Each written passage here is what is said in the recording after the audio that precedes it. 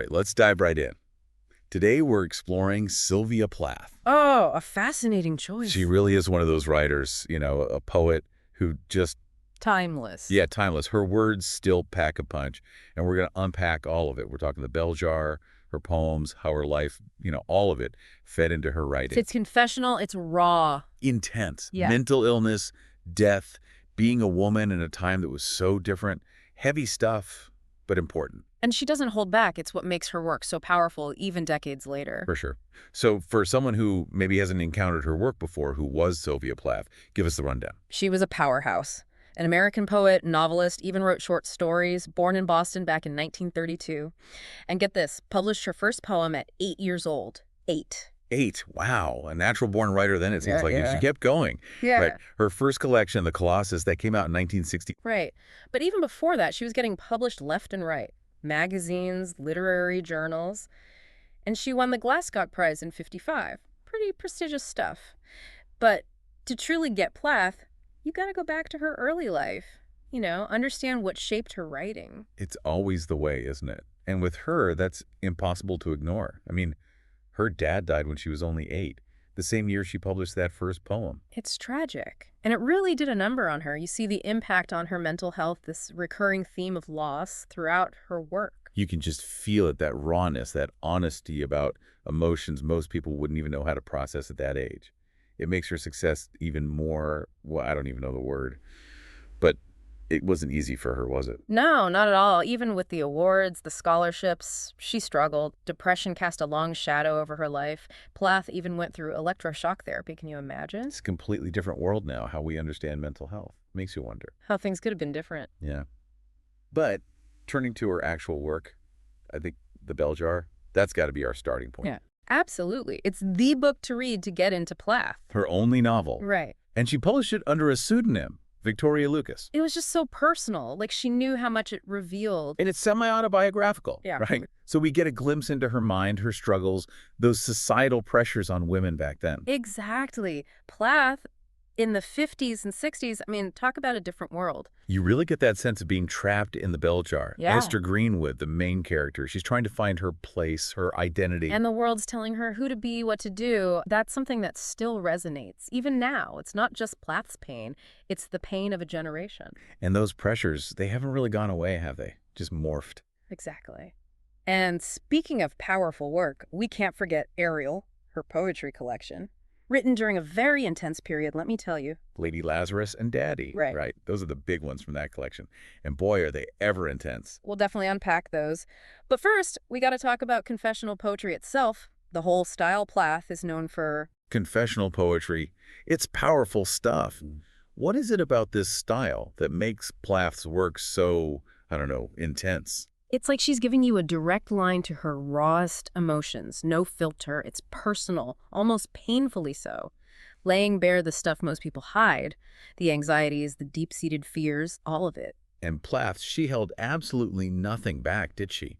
But there's got to be more to it than that. It's not just about having feelings. It's the way she puts them on the page. Exactly. And that's where Plath is a master. Think about Lady Lazarus. She's not just telling you about attempting suicide. She's making you experience it, the rawness. Out of the ash I rise with my red hair, and I eat men like air. It's terrifying, but you can't look away. You mentioned Lady Lazarus, and it makes me think about the critiques of Plath, that she's too focused on her own pain. But I feel like she's using her experience to point at something bigger, the pressure on women, the expectation to be silent. 100%. It's personal, yes, but deeply political, too. She's writing about female desire in a time when that was basically taboo. The way society tries to control women, box them in, and her language, the vivid imagery, it all builds this incredible power. That's what gets me, her use of language. It's like she takes these ordinary words and makes them sing. Gives them this whole new weight. She does. It's like she's inventing a new vocabulary for feelings, the ones we don't even have words for. And you mentioned imagery. What about Daddy? How does that poem use imagery to explore those big themes? Daddy is fascinating. It's still about death, identity, even resurrection in a way, but all through this lens of her father. Which we talked about, such a huge influence on her. Right. And the father figure becomes almost mythical, larger than life. He's everything, the Nazi, the Jew, the victim, the monster. It makes people uncomfortable, but that's the point, isn't it? It's complex. just like her life. Don't forget, she was a wife, a mother, trying to be a writer when none of that was easy for a woman. We focus on the darkness, the tragedy, but she was also incredibly strong, resilient, don't you think? Absolutely. To keep writing, pouring her heart out like that, that takes guts. She owned her vulnerability, and that's a powerful thing. It makes me think about how some people find Plath unsettling.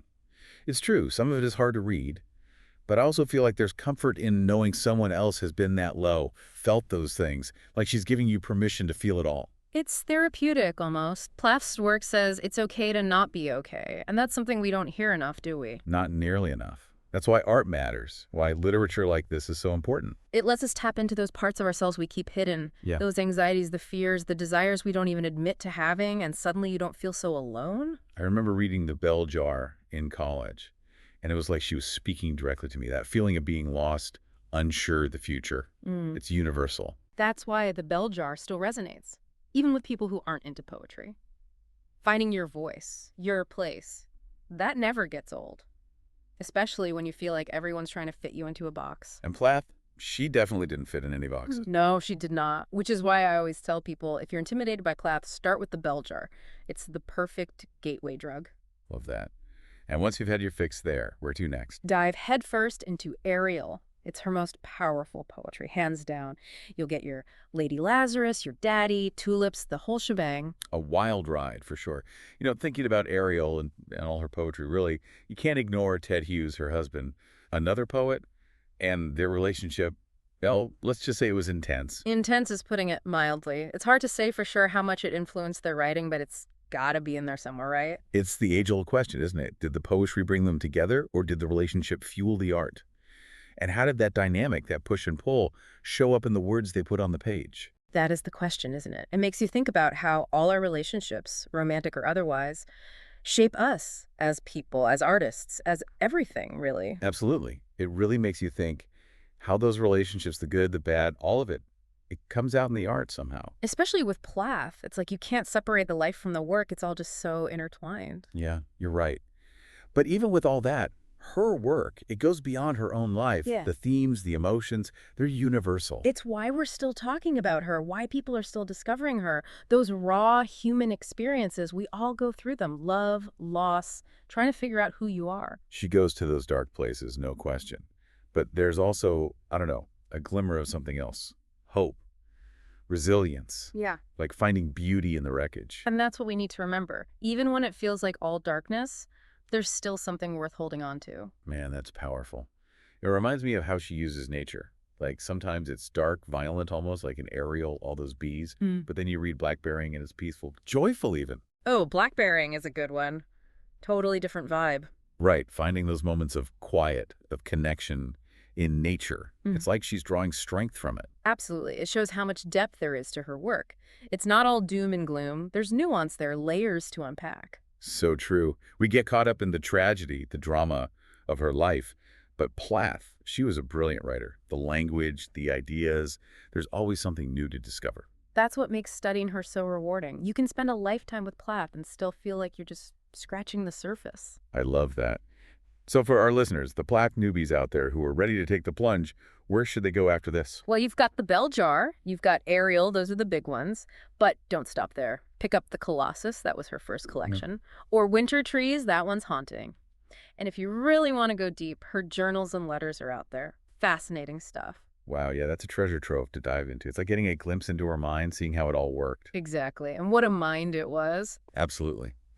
Well, that feels like the perfect place to wrap up this deep dive. Sylvia Plath, she was one of a kind. Her poetry, her life, it all just stays with you. No doubt about that. Her honesty, the way she wasn't afraid to explore the darkness. It's a challenge, an invitation for all of us to do the same. So if you're looking for poetry that's going to make you feel something, make you think, Plath's your writer. Couldn't agree more. Thanks for joining me on this journey into the life and work of Sylvia Plath. We'll catch you all on the next deep dive.